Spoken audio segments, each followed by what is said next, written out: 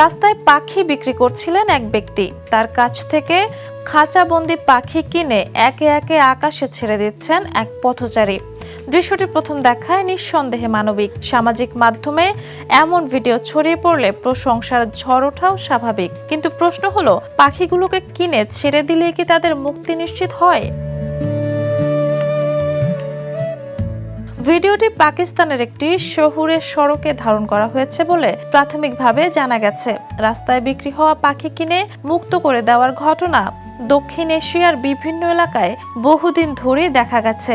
অনেকে এটিকে দয়া, ধর্মীয় পুণ্য বা ভালো কাজ হিসেবে দেখেন। তবে বন্যপ্রাণী বিশেষজ্ঞদের দৃষ্টিতে বিষয়টা এতটা সরল নয়। বাজারে বিক্রি হওয়া অনেক পাখি প্রকৃতি থেকে ধরে আনা হতে পারে।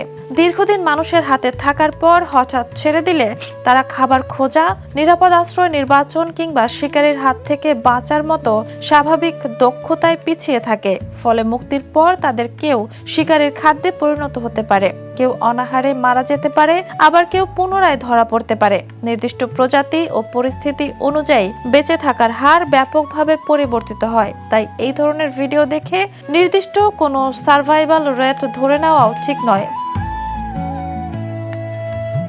আরেকটি বড় সমস্যা হলো, মানুষ যদি নিয়মিত বিক্রেতার কাছ থেকে পাখি কিনে নেয়, তাহলে বিক্রেতার কাছে নতুন পাখি ধরার আর্থিক প্রণোদনা তৈরি হতে পারে। অর্থাৎ একটি পাখিকে মুক্ত করার ভালো উদ্দেশ্যই পরোক্ষভাবে আরো পাখি ধরার ব্যবসাকে টিকিয়ে রাখতে পারে।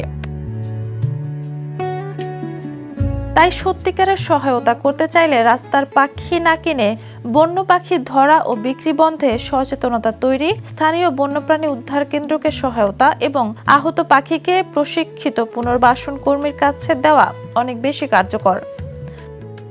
Jhuma Mridha, the news.